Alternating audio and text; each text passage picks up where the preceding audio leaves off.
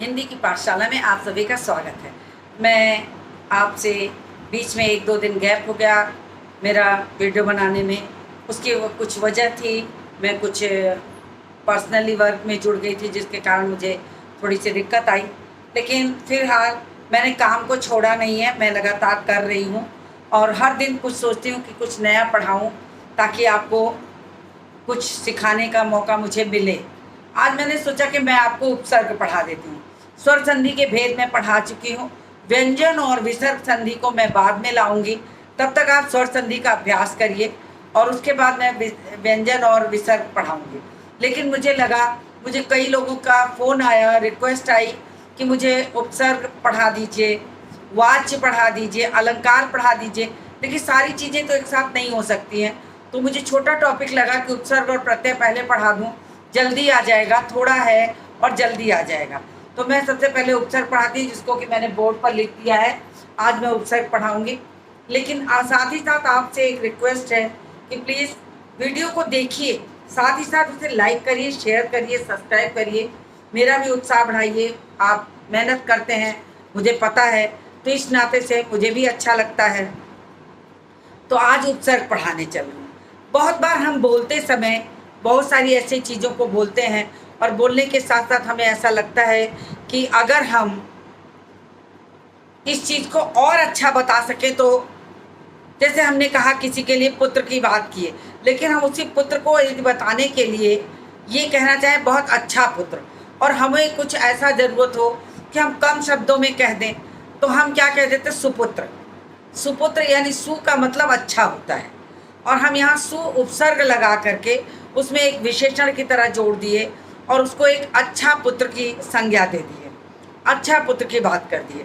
तो उपसर्ग जो होता है वो कोई शब्द नहीं होता है, बल्कि क्या होता है, शब्दांश। शब्द नहीं होता है, शब्दांश होता है, यानी कि शब्द का अंश, किसी शब्द का अंश। अंश यानी का लग गया, सु लग गया, उप लग गया, आ लग गया, ना लग गया, बे लग गया, ये सब शब्दांश हैं। ये सारे शब्दांश हैं, शब्दों के अंश, जिसको कि हम किसी भी शब्द के साथ लगाते हैं तो उसके अर्थ में परिवर्तन आ जाता है। तो ये यहाँ पर है, यानी कि कुल मिलाकर देखा जाए तो शब्दांश लगाकर ही हम उपसर्ग बनाते हैं, यानी ये शब्दांश ही वास्तव में उपसर्ग है। तो जैसे इसकी परिभाषा क्या होगी, इसकी परिभाषा क्या होगी, देखिए, मूल शब्द और उपसर्ग, यानी मूल शब्द में वो शब्दांश लगाया जाता है। अब परिभाषा क्या है, उपसर्ग वह शब्दांश, ये ध्यान रखिएगा, वह शब्द है, नहीं लिखेंगे वह शब्द है। अगर आप लिख देते हैं तो ये रॉन्ग हो जाएगा, गलत मान लिया जाएगा। वह शब्द है नहीं लिखेंगे, बल्कि वह शब्दांश है, शब्द का अंश। उपसर्ग वह शब्दांश है जो किसी शब्द के पूर्व, पूर्व मतलब पहले, पूर्व लग कर या जुड़कर, जो भी कह दीजिए, या जुड़कर उसके अर्थ को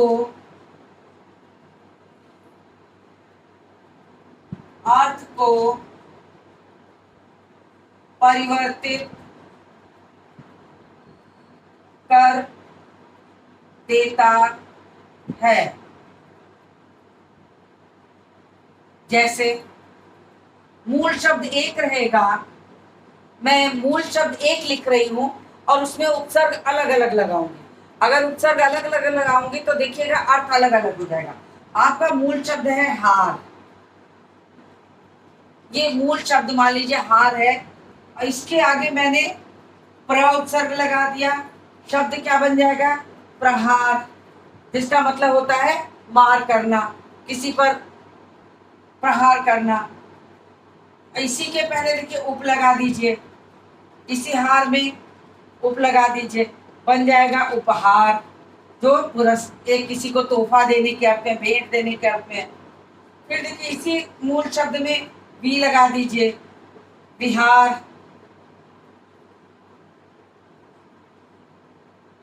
अब इसमें वी लग गया, यानी कि मूल शब्द एक है, तीनों मूल शब्द एक है। यहां पर देखिए हार ये आपका मूल शब्द है, इसको हम कहेंगे मूल शब्द। ये आपका क्या हो जाएगा, उपसर्ग। ये उपसर्ग है, यानी कि मूल शब्द एक है लेकिन उपसर्ग अलग अलग लगने से सब जो तीनों बने शब्द वो अलग अलग बन गए और तीनों के अर्थ भी अलग अलग हो गए। इसका मतलब होता है किसी को मारना, और उपहार का मतलब भेंट हो गया, कोई चीज आपको कोई भेंट स्वरूप करे। विहार का मतलब होता है घूमना फिरना, कहीं किसी अच्छे स्थान पर जाना, घूमना फिरना। तो तीनों का अर्थ परिवर्तित हो गया। ये देखिए तीनों का अर्थ, यानी कि उपसर्ग वे शब्दांश हैं जो किसी भी शब्द के साथ लगकर उसके अर्थ को परिवर्तित कर देते हैं। ये इसका मुख्य रूप से भाव है। कभी भी आप शब्दांश को शब्द नहीं लिखेंगे। बहुत सारे बच्चे क्या लिखते हैं, उपसर्ग वे शब्द हैं जो किसी शब्द के पूर्व लगकर। जी नहीं, उपसर्ग वे शब्दांश हैं। ये शब्दांश है, शब्द का अंश है, छोटा सा एक टुकड़ा। अंश मतलब टुकड़ा, ये छोटा टुकड़ा है जो किसी भी मूल शब्द के साथ लग रहा, उसके अर्थ को बदल दे रहा, उसे हम क्या कहते हैं, उपसर्ग कहते हैं। यही उपसर्ग है। ये उपसर्ग कई तरीके के होते हैं। देखिए हिंदी के उपसर्ग,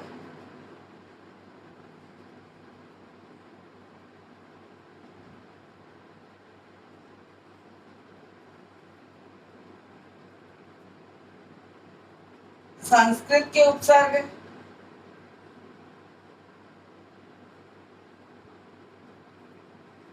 और उर्दू के उपसर्ग। तो कई भाषाओं के संस्कृत और हिंदी के उपसर्ग तो आपको जो है वो प्रायः हिंदी में मिलते रहते हैं, चाहे आप इसको संस्कृत के उपसर्ग। संस्कृत और हिंदी जो है लगभग एक जैसी चीज है, क्योंकि हिंदी हमारी संस्कृत से ही आई है। हमारी दो देवनागरी जो है, हिंदी की जो लिपि है देवनागरी, वो संस्कृत ही है और संस्कृत से ही हिंदी आई है। ये दोनों जैसे एक सगी बहनें होती हैं, उस तरह मानकर चलिए कि ये सगी बहनें हैं, तो इसके और इसका प्रयोग लगभग एक सा होता है। लेकिन हिंदी इतनी विशाल है कि वो अनेक भाषाओं के शब्दों को ग्रहण कर लेती है, और उसको ग्रहण करने के साथ उर्दू के भी तमाम शब्द जो हैं वो हिंदी में ज्यों के त्यों प्रयोग किए जा सकते हैं। जैसे हम कहते हैं बेरोजगार, रोजगार या बेरोजगार। अब बे उपसर्ग जो है वो हिंदी का उपसर्ग है, लेकिन हिंदी में प्रयोग, सॉरी, उर्दू का उपसर्ग है, लेकिन हिंदी में प्रयोग किया जाता है, और हिंदी में प्रयोग करके हम उसका प्रयोग करते हैं। इस तरह से देखा जाए तो ये कुल मिलाकर उपसर्ग वे शब्दांश है। इसकी परिभाषा को मैं फिर से दोहराती हूँ कि उपसर्ग वे शब्दांश है जो किसी भी शब्द के साथ लगकर उसके अर्थ को परिवर्तित कर देते हैं।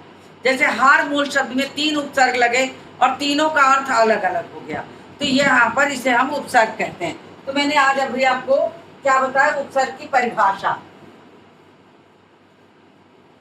अब मैं हिंदी के उपसर्ग पहले लेती हूँ।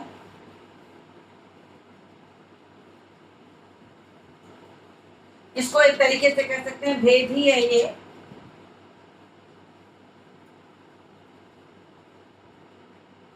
एक तरीके से देखा जाए तो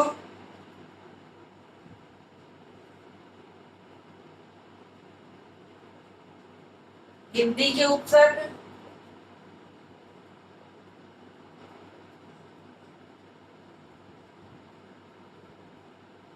संस्कृत के उपसर्ग, और हो गया उर्दू या अरबी फारसी कह सकते हैं। उर्दू कहिए या अरबी फारसी कहिए, अरबी फारसी के उपसर्ग।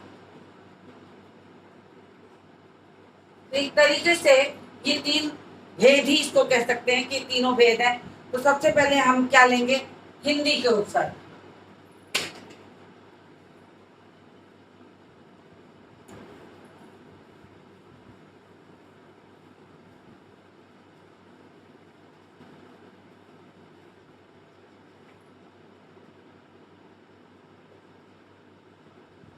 हिंदी के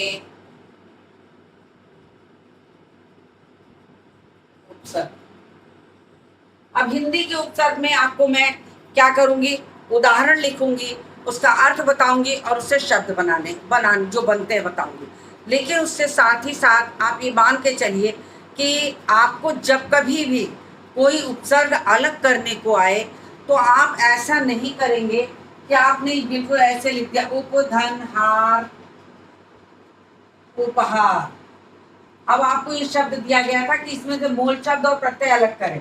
अब आपने इसमें नहीं बताया कि कौन सा मूल शब्द है कौन सा प्रत्यय है, तो ये एक तरीके से गलत हुआ। आपको करना क्या होगा, इस तरीके से न लिखे, आप लिखेंगे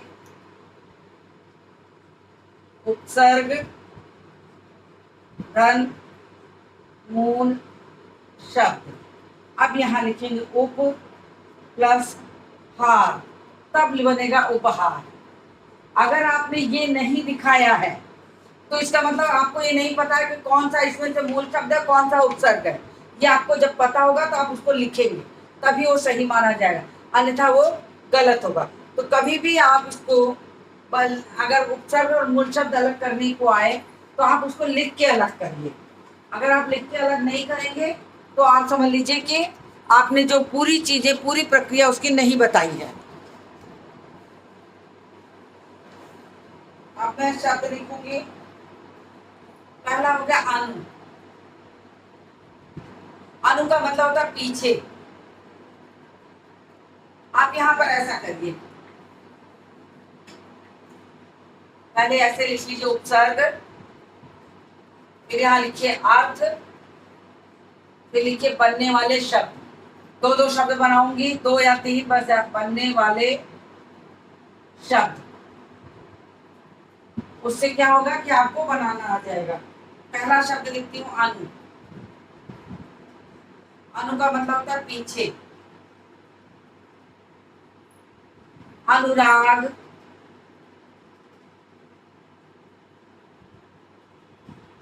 अनुसरण,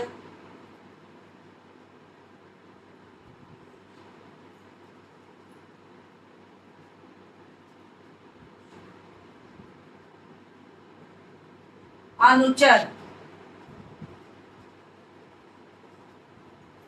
दूसरा शब्द है, दूसरा उपसर्ग है आप। आपका मतलब होता है बुरा। अपमान, अपयश,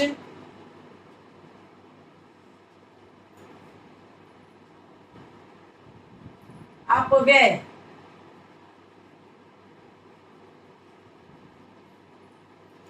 तीसरा उपसर्ग है आ।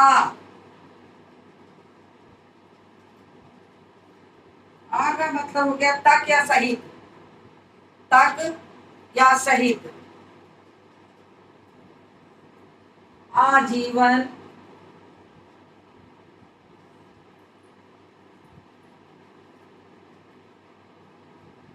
आमरण, आजन्म।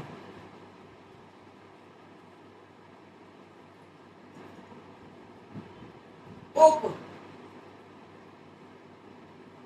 उप का मतलब छोटा या अच्छा। छोटा भी होता है और अच्छा भी होता है।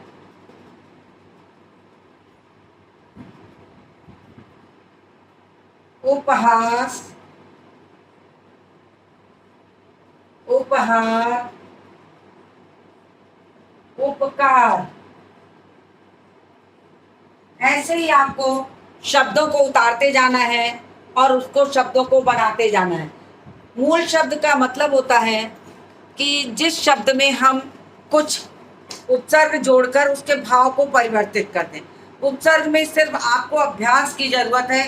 कुछ शब्द के साथ मैं अभी और लिखवाऊंगी, लेकिन आज चूँकि वीडियो बड़ा हो रहा है तो मैं इसके आधे अंश को छोड़ देती हूँ। पार्ट 2 को मैं अगले वीडियो में लेके आऊँगी, तो आप मेरे साथ बने रहिए। और इसी के साथ इस वीडियो को समाप्त करती हूँ। मेरी आपसे रिक्वेस्ट है कि प्लीज़ लाइक करिए, शेयर करिए, सब्सक्राइब करिए। आपके उपयोग की चीज़ है तो दूसरों के लिए भी उपयोग के लिए बनाइए उसको और सब तक पहुंचाइए, तो मेरा भी हौसला बना रहेगा, जिसके लिए मैं आपको तहे दिल से धन्यवाद देती हूँ। और इसी के साथ इस वीडियो को समाप्त करती हूँ और मिलती हूँ आपसे अगले वीडियो में।